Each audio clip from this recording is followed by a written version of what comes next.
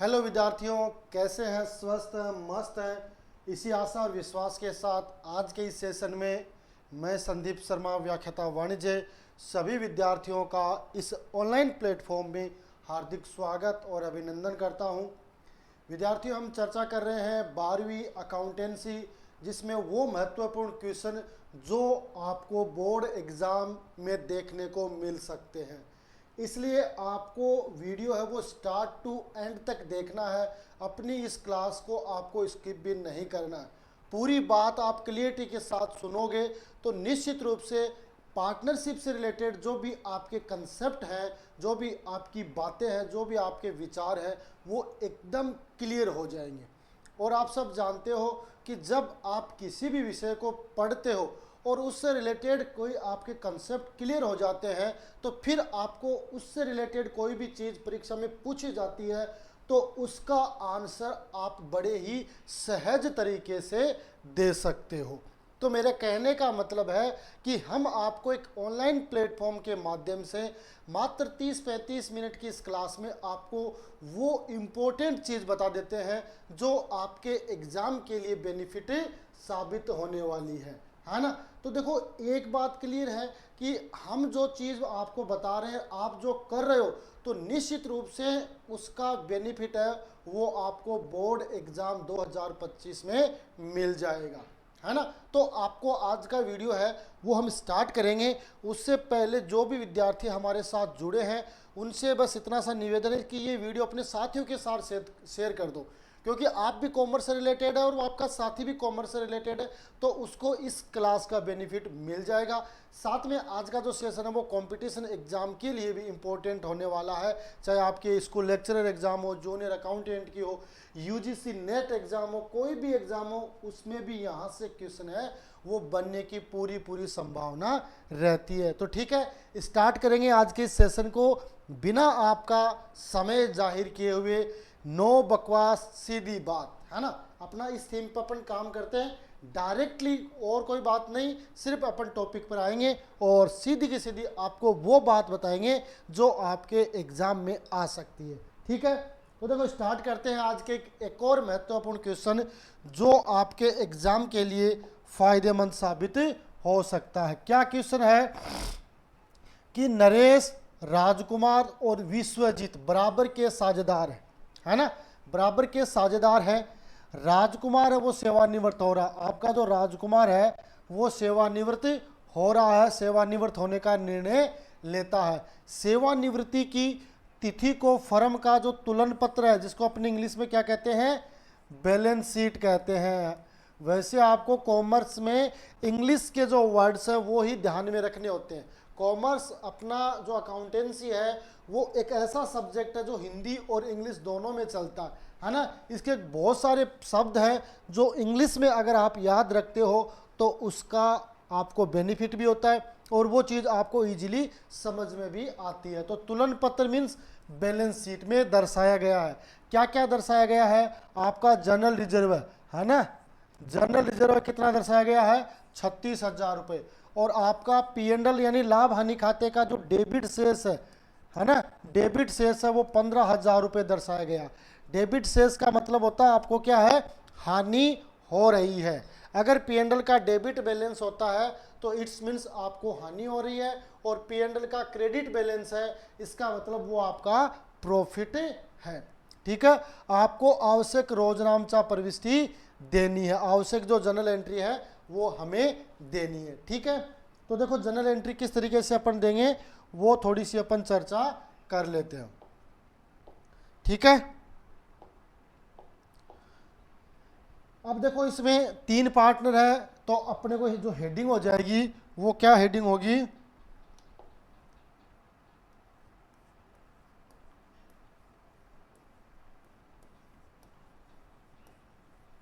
General entry.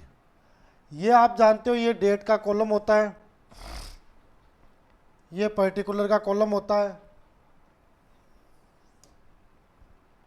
फिर LF का, और ये 2 कॉलम आपके अमाउंट के होते हैं। ठीक है, पूरी चीज एक्सप्लेन कर रहे हैं ताकि आप आराम से उस बात को समझ सको। अब इसमें क्या है, जैसे इसमें आपके डेट है, फिर आपका पर्टिकुलर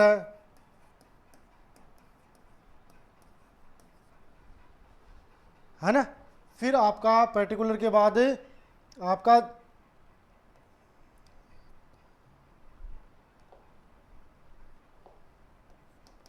LF है, डेबिट है और क्रेडिट है। ठीक है, अब इसकी अपन को एंट्री करनी है। अब एंट्री में देखो पहले क्या है, अपने पास जनरल रिजर्व है 36,000 रुपये, इसको नरेश, राजकुमार और विश्वजीत में बराबर बराबर बांटना है। तो मैंने आपको बताया था जो चैप्टर नंबर 2 है, चैप्टर नंबर 3 है, उसमें हमने चर्चा की थी कि जो अवितरित लाभ होते हैं, संचय होता है, उसमें हिस्सा जो पुराने साझेदार हैं उनका होता है, तो उनके मध्य बांटना होता है। साथ में कोई हानियां होती हैं, उनमें हिस्सा भी पुराने साझेदारों का आता है, तो वो भी उनके मध्य बांटनी होती है। तो दोनों में आपको बांटनी है। तो एंट्री क्या हो जाएगी आपकी,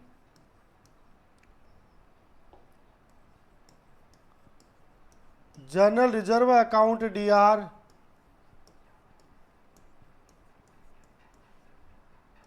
टू, आपको पार्टनर कौन कौन है, पार्टनर कौन है, Naresh, Rajkumar, to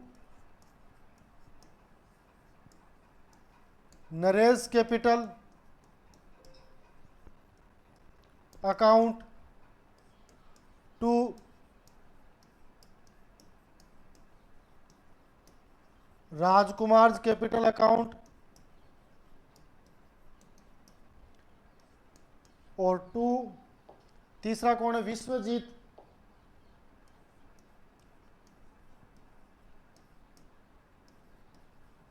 Vishwajeet capital account. Amount कितनी है, 36,000। जनरल रिजर्व की अमाउंट कितनी है, 36,000। इसको बांटना किस अनुपात में, बराबर बराबर, यानी 1:1:1 में बांटना। तो इसका तीसरा हिस्सा कर देंगे, तो 12,000 किसके आ जाएंगे, नरेश के आ जाएंगे, 12,000 राजकुमार के आ जाएंगे, और 12,000 है वो विश्वजीत के आ जाएंगे। तो ये एक तो प्रविष्टि हो जाएगी आपके जनरल रिजर्व को बांटने की, जो आपका जनरल रिजर्व है उसको अपने को बांटना है। दूसरी एंट्री किससे रिलेटेड है, दूसरी आपकी P&L, यानी ये आपका लॉस है। तो लॉस है तो इसमें विपरीत एंट्री हो जाएगी, क्योंकि इस लॉस में भी हिस्सा किसका है, पुराने साझेदारों का, तीनों साझेदारों का रहेगा। तो अपन क्या करेंगे, Naresh capital account DR,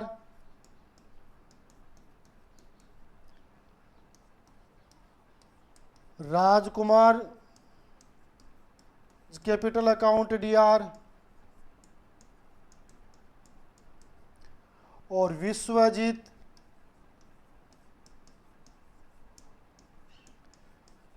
capital account DR, और टू आपका P&L अकाउंट। अब P&L की राशि कितनी है, 15,000। कितनी राशि है P&L की, 15,000 रुपये P&L की राशि है ना। अब इसको बांटना वही बराबर बराबर में, तो 5,000, 5,000 और 5,000, इस 3 तरीके से इसकी प्रविष्टि अपन कर देंगे। ठीक है, बताओ देखिए इसमें अब कोई डाउट है कि नहीं, सारी चीज समझ में आई या नहीं आई, अब बताओ देखें।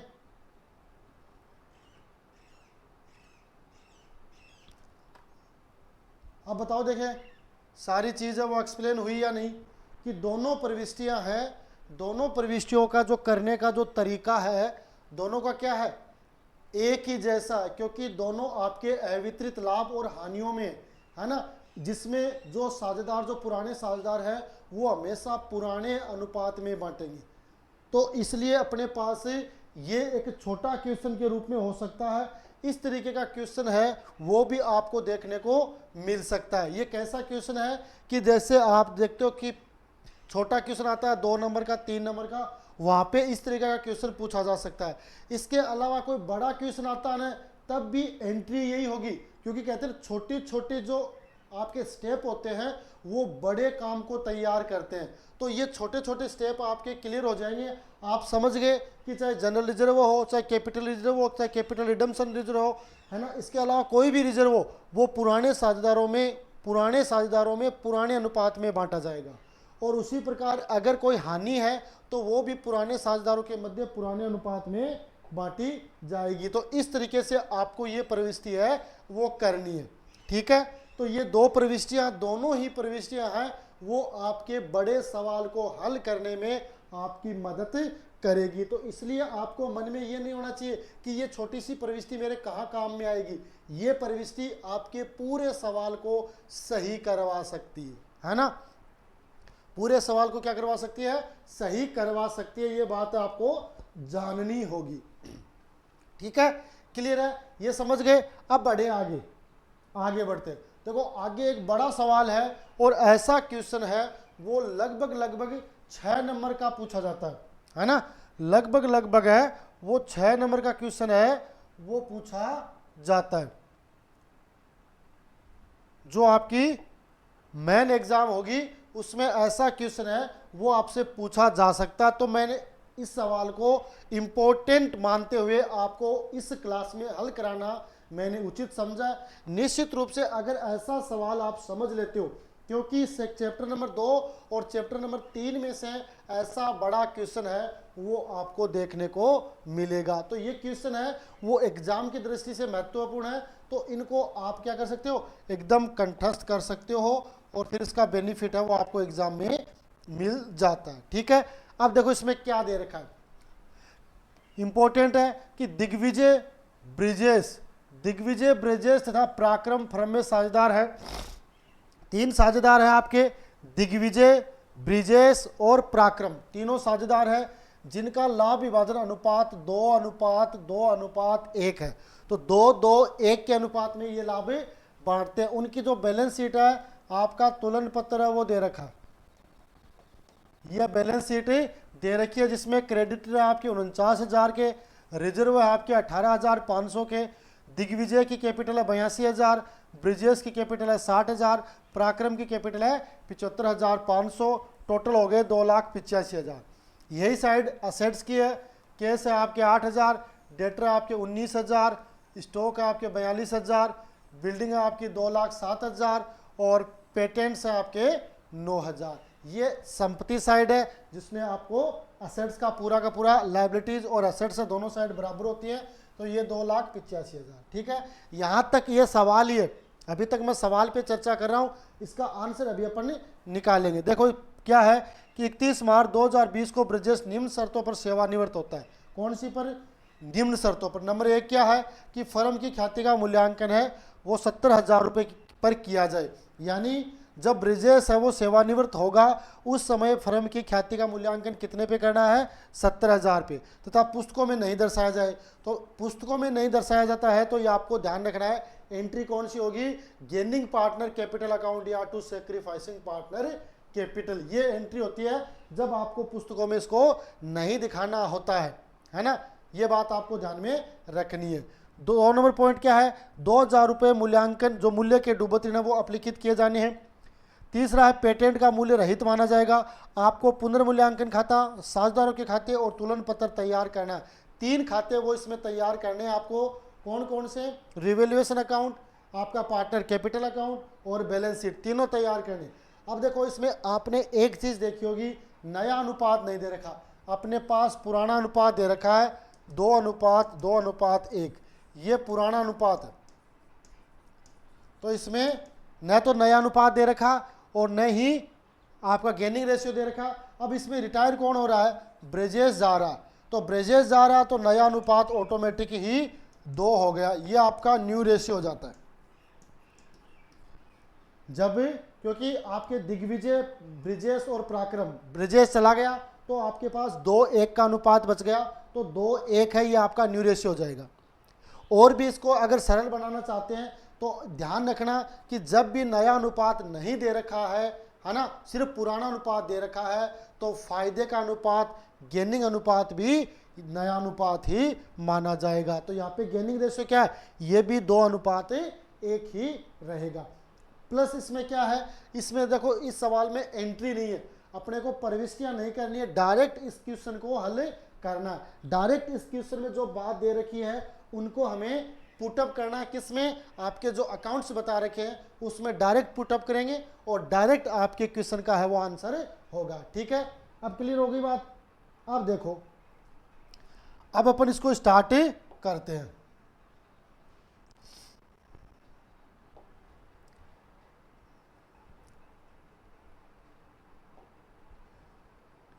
ठीक है, अब देखो इसको स्टार्ट करेंगे।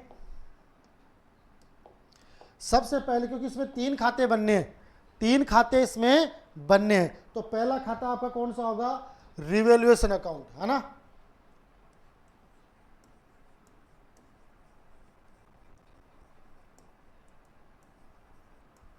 रिवैल्यूएशन अकाउंट, उसका फॉर्मेट इस तरीके से अपन बनाते हैं। रिवैल्यूएशन अकाउंट बनता संपत्तियों और दायित्वों के मूल्य में कमी और वृद्धि के लिए बनाया जाता है। संपत्तियों और दायित्वों के मूल्य में कमी और वृद्धि को बनाया जाता है। कमी और वृद्धि का पता हमें कैसे चलेगा, पुरानी बैलेंस शीट और नई बैलेंस शीट या नई अतिरिक्त सूचनाएं दे रखी है उनसे अपन मैच करते हैं। अगर संपत्तियों में जो पुरानी बैलेंस शीट में दे रखी है उसकी तुलना में अतिरिक्त सूचनाओं में संपत्ति बढ़ रही है तो आपका रिवैल्यूएशन है वो बढ़ेगा, और अगर घट रही है तो आपका रिवैल्यूएशन कम होगा, यानी पुनर्मूल्यांकन पर आपको हानि होगी। अब देखो इसमें कौन कौन सी है, तो देखो संपत्तियों में गुड ख्याति है उसको तो नहीं दर्शाना है। दूसरा है आपको डूबत ऋण यानी बैड डेब्ट्स है वो 2000 रुपये से अपलिखित करना है। तो बैड डेब्ट्स अपनी लाइबिलिटीज होती है। मैंने ये बताया था कि जब अपने दायित्व बढ़ते हैं तो आपका जो संबंधित दायित्व क्या होगा, डेबिट होगा और रिवैल्यूएशन क्रेडिट होगा, सॉरी रिवैल्यूएशन डेबिट होगा, संबंधित दायित्व क्रेडिट होगा। एंट्री होगी रिवैल्यूएशन अकाउंट या टू बैड डेब्ट्स, इसकी एंट्री क्या होगी, क्योंकि पहला होगा नहीं दूसरा होगा 2000 रुपये, तो इसकी एंट्री होगी रिवैल्यूएशन अकाउंट या टू बैड डेब्ट्स। तो इसमें क्या लिखेंगे, टू बैड डेब्ट्स, कितने, 2000 रुपये। दूसरा क्या है, पेटेंट का मूल्य रहित माना। पेटेंट देखो कितने का है, पेटेंट देखो, पेटेंट अपन देखेंगे अपने पास बैलेंस शीट में कितने का है, 9000 का है, और अब क्या हो गया, 0 हो गया, इसका मतलब संपत्ति में कमी हो गई। तो यहां पर भी एंट्री क्या हो जाएगी, रिवैल्यूएशन अकाउंट या टू पेटेंट। तो क्या लिखेंगे, टू पेटेंट, कितने, 9000। अब इसके अलावा कोई सूचनाएं नहीं दे रखी है तो अपन क्या करेंगे, इसका टोटल करेंगे। तो 9 और 2 11,000, तो ये भी 11,000 हो जाएगा।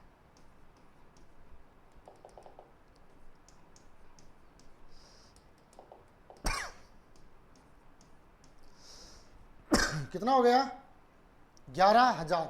अब देखो अपने पास यहाँ पे ये लॉस हो रहा है क्योंकि अपना जो रिवैल्यूएशन है वो डेबिट ज़्यादा हो रहा। रिवैल्यूएशन जब डेबिट ज़्यादा होता है तो लॉस होता है, रिवैल्यूएशन क्रेडिट ज़्यादा तो प्रॉफिट होता है। तो यहाँ पर अपने पास एंट्री क्या होगी, by loss transfer to capital account. 3 partner है इसमें, 3 पार्टनर कौन है आपके, दिग्विजय,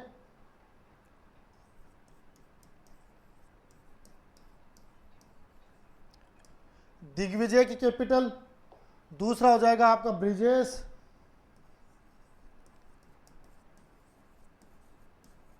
ब्रिजेश कैपिटल, और तीसरा हो जाएगा आपका पराक्रम।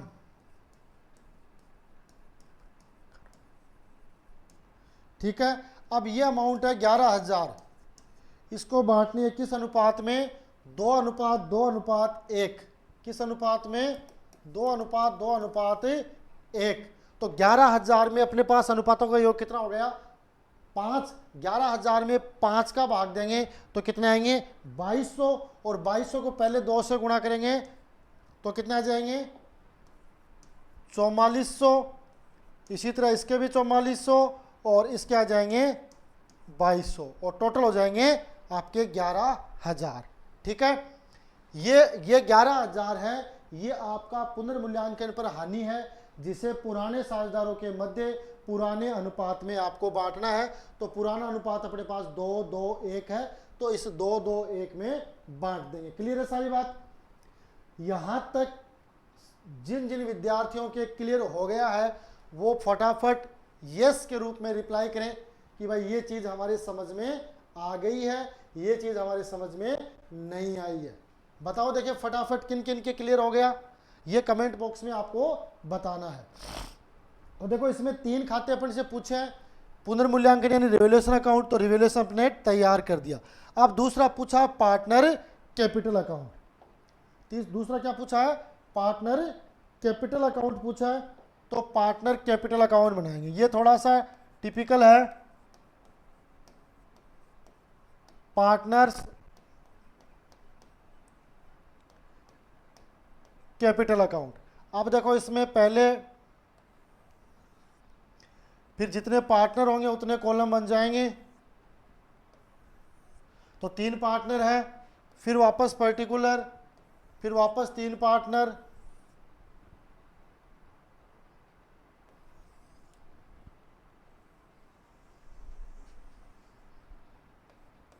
ये हो जाएगा आपका पर्टिकुलर। अब 3 पार्टनर है, दिग्विजय, ब्रिजेश और पराक्रम। शॉर्ट में मैंने लिख दिया इसको, ये हो गया आपका दिग्विजय, ब्रिजेश और पराक्रम। अब ये ध्यान रखना, जब भी अपन पार्टनर कैपिटल अकाउंट बनाते हैं तो सबसे पहले हमें जो पुरानी बैलेंस शीट में जो सूचनाएं दे रखी है उन सूचनाओं को लिखेंगे। तो देखो इधर आएंगे, सबसे पहले ये क्रेडिटर है वो इसमें नहीं आएगा, या तो रेवोल्यूशन में आएगा या आपकी बैलेंस शीट में आएगा। रिजर्व है वो इसमें आएगा। रिजर्व से पहले अपन ये लिखेंगे कैपिटल। रिजर्व से अपन क्या लिखेंगे? पहले ये कैपिटल लिखेंगे।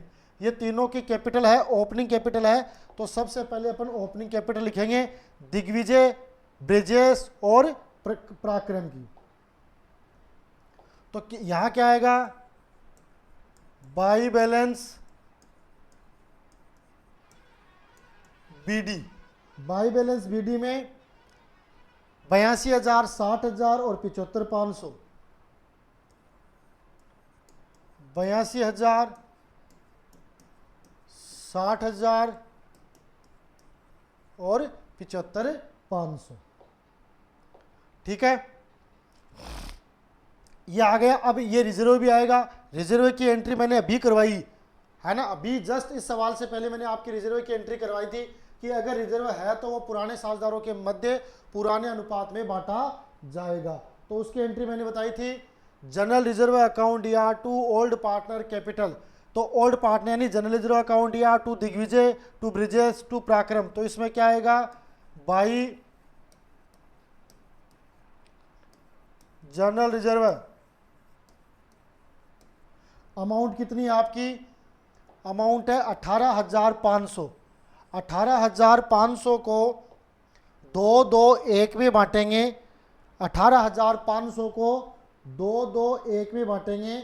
तो 18,500 में जब अपन 5 का भाग देंगे तो आएंगे अपने कितना आएंगे? 3700। और 3700 को फिर 2 से गुणा करेंगे तो इसके हिस्से में आएंगे 7400, इसके हिस्से में भी 7400 और इसके हिस्से में 3700। ये इसकी एंट्री होगी कि जब अपने को 18,500, आप ट्राई कर लेना, ये 18,500 है किसके? जनरल रिजर्व के। इसे पुराने साझेदारों के मध्य पुराने अनुपात यानी 2-2-1 में बांटेंगे। तो 18,500 में 2 का भाग देंगे तो आएंगे अपने 3700। फिर उसमें ब्रिजेश का जो दिग्विजय है उसका हिस्सा 2 है, तो 3700 को 2 से गुणा करेंगे तो 7400।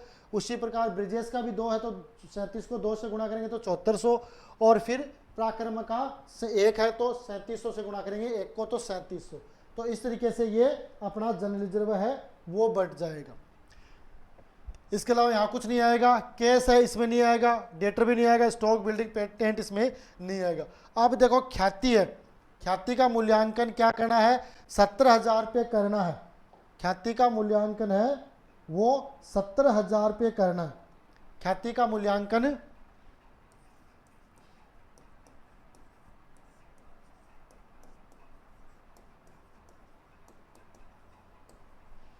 ख्याति का मूल्यांकन कितने पे किया गया है? 70,000। यहाँ पे ओल्ड रेशियो क्या है? 2:1। अब नया नहीं दे रखा तो अपने पास न्यू रेशियो, जो साझेदार चला गया उसका काट देंगे तो अनुपात हो जाएगा 2:1 हो जाएगा, है ना। न्यू रेशियो क्या हो जाएगा? 2:1 हो जाएगा। और जब अपने को स्पष्ट रूप से, क्योंकि ये तो अपन ने माना है कि हो जाएगा, पर अगर नहीं दे रखा है तो अपना जो फायदा अनुपात भी यही रहेगा। तो यहाँ पर एंट्री होगी आपकी गेनिंग रेशियो के हिसाब से। और उससे पहले ब्रिजेश गुडविल शेयर, ब्रिजेश का ख्याति में हिस्सा कितना होगा? तो कुल 70,000 की है, उसमें ब्रिजेश का हिस्सा 2/5, तो ये हो गए 14,000 और 2 से गुणा करेंगे तो 28,000। ये किसका हिस्सा है? ब्रिजेश का हिस्सा। अब अवकाश ग्रहण कौन कर रहा है? सेवानिवृत्त कौन हो रहा है? ब्रिजेश है, वो सेवानिवृत्त हो रहा है। ऐसी कंडीशन में ब्रिजेश का हिस्सा है, जो शेष साझेदार रह गए, शेष साझेदार मीन्स दिग्विजय और पराक्रम, वो गेनिंग रेशियो यानी 2:1 के अनुपात में बांटेंगे। तो एंट्री क्या हो जाएगी? Digvijay capital account DR,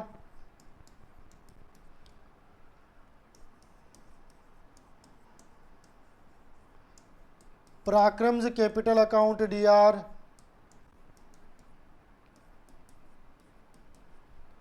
to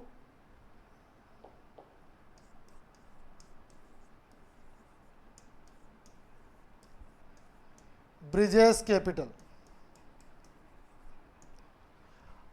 अब 28,000 है ना। इस 28,000 को किस में बांटना अपने को?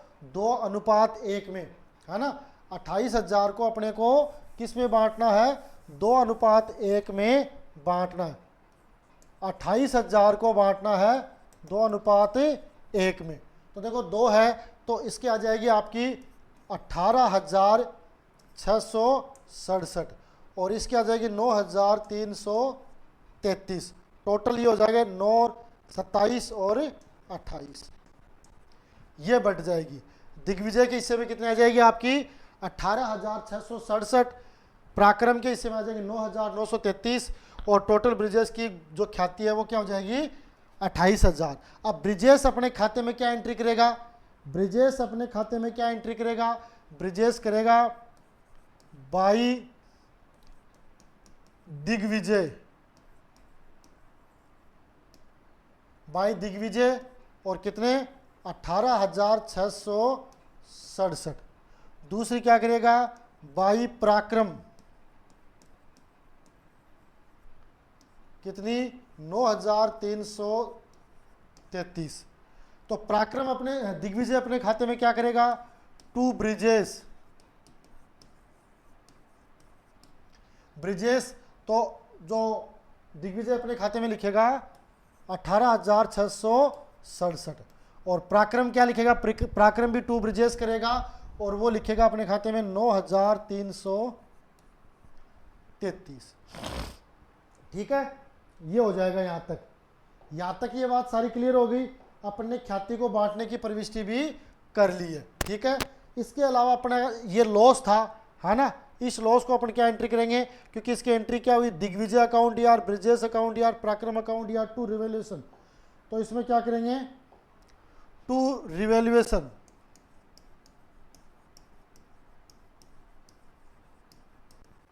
रिवैल्यूएशन ये आ गए आपके 4400, ये भी 4400 और ये आ गए आपके 2200। इतनी प्रविष्टि आपको करनी है। ठीक है, इतनी प्रविष्टि हो गई। अब ये प्रविष्टि होने के बाद इसका अपन और देख ले, कोई बाकी तो नहीं है। मेरे हिसाब से सारी प्रविष्टि अपन ने कर दी है। तो अब इसका टोटल कर लेंगे। जिस साइड का ज़्यादा टोटल आएगा उसी साइड को अपन लिखेंगे।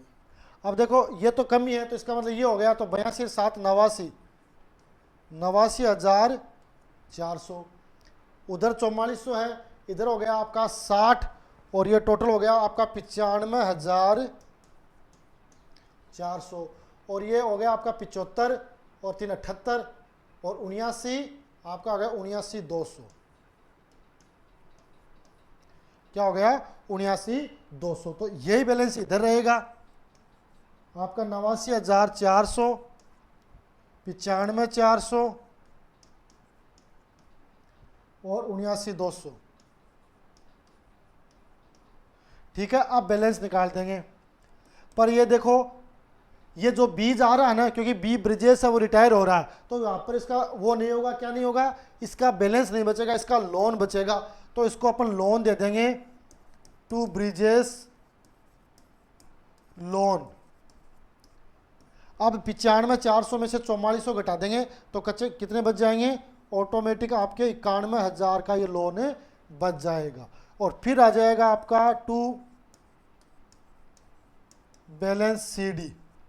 89,400 में से 18,667 और 4400 घटा देंगे तो आपका आ जाएगा 66,333। कितना? 66,333। और इसका हो गया, इसका 79,200 में से 9 3 11,533 घटाएंगे तो आपका आ जाएगा 67,667। ये इसका बैलेंसिंग फिगर आ जाएगा। तो ये अपन ने तैयार कर ली क्या?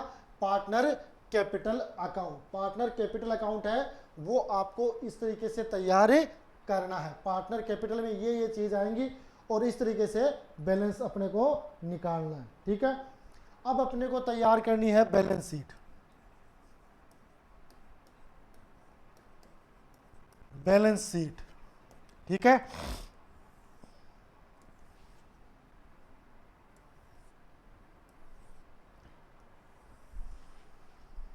बैलेंस शीट में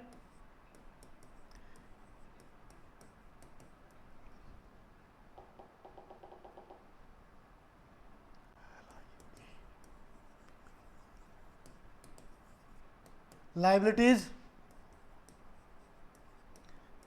ये अमाउंट, ये एसेट्स और ये अमाउंट। ठीक है, अब पुरानी बैलेंस शीट में चलेंगे। पुरानी बैलेंस शीट में जो जो सूचना है वो लेंगे। क्रेडिटर आएगा,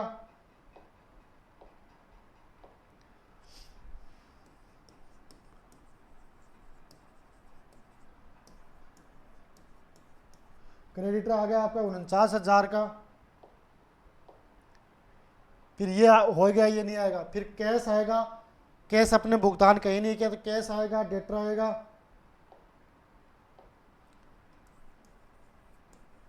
कैश है आपका 8,000। डेटर है 19 में से 2 कम हो जाएंगे 17।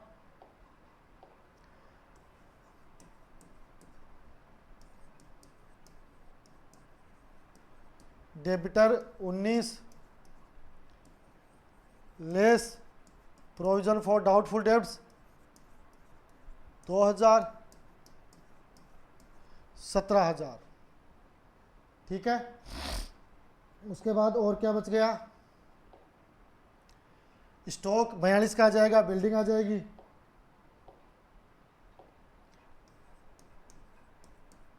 स्टॉक 42,000।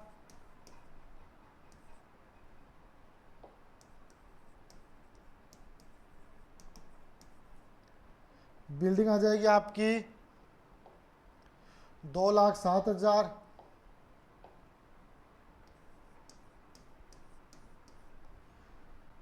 इधर लोन आ जाएगा, ब्रिजेस लोन 91,000।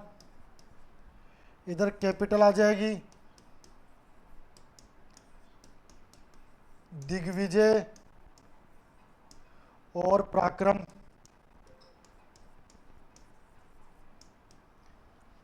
कितनी कितनी है? 66,333, 66,333।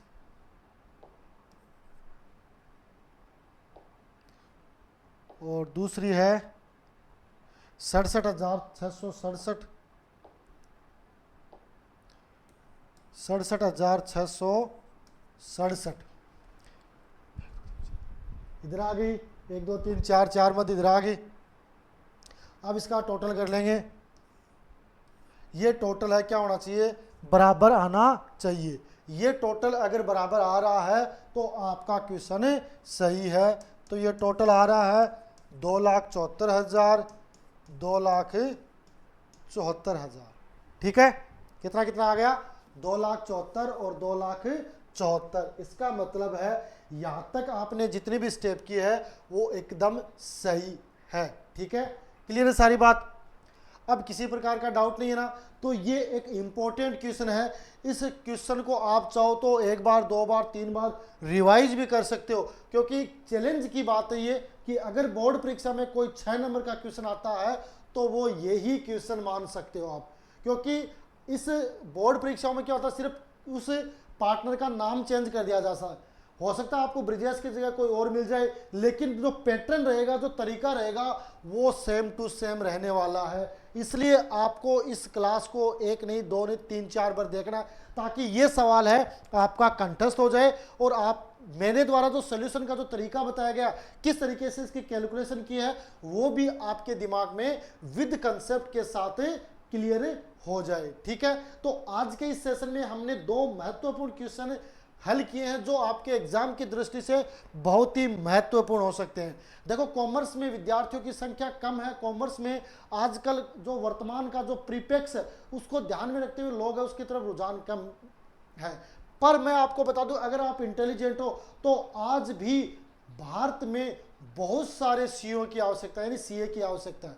मतलब सीए की लोग पहुंच नहीं पाते हैं उस एग्जाम तक। डॉक्टर लोग एमबीबीएस कर लेते हैं, डॉक्टर बन जाते हैं। आप देखते हो एक शहर में लाखों आपको डॉक्टर मिल जाते हैं, हजारों डॉक्टर मिल जाते हैं, लेकिन सीए नहीं मिलता। सीए 1 2 5 10 मिलते हैं। और आजकल जब से 1 जुलाई 2017 से जीएसटी आया है, उसके बाद तो सीए की इतनी शानदार मांग हो रही है मार्केट में कि आज भी हजारों की संख्या में सीए की आवश्यकता है। जो व्यक्ति पढ़ता है, मेहनत करता है, तो निश्चित रूप से उसका सपना भी सच होता है। जिस प्रकार साइंस के बायोलॉजी में सबसे बड़ी जो पढ़ाई है वो डॉक्टर की मानते हैं, अगर मैथ है तो इंजीनियर मानते हैं, अगर आर्ट है तो कोई टीचर वगैरह मानते हैं, लेकिन वैसे ही कॉमर्स में अगर कोई पढ़ रहा है और सीए है तो वो उसकी टॉप जॉब है। और टॉप जॉब आपको प्राप्त करनी है तो आपको 12वीं विद कंसेप्ट के साथ पढ़नी पड़ेगी। और विद कंसेप्ट के साथ पढ़ोगे तो आप सीपीटी क्लियर कर पाओगे, और उसके बाद तो आईपीसीसी फर्स्ट और सेकंड है आप तुरंत क्लियर कर दोगे और आप अगले 5 साल में सीए भी बन जाओगे। लेकिन उसके लिए आपको कठिन मेहनत करनी पड़ेगी, है ना, सब कुछ त्याग करना पड़ेगा। और जब त्याग करोगे तो निश्चित रूप से आपको कुछ न कुछ मिलेगा। ठीक है, तो आज के इस सेशन में एक और जानदार और शानदार सवाल हम आपको हल करवाया। निश्चित रूप से उसका बेनिफिट है वो आपके एग्जाम में होगा। इसी आशा और विश्वास के साथ आज के लिए इतना ही। मिलेंगे अगले सेशन में, तब तक के लिए जय हिंद, जय भारत।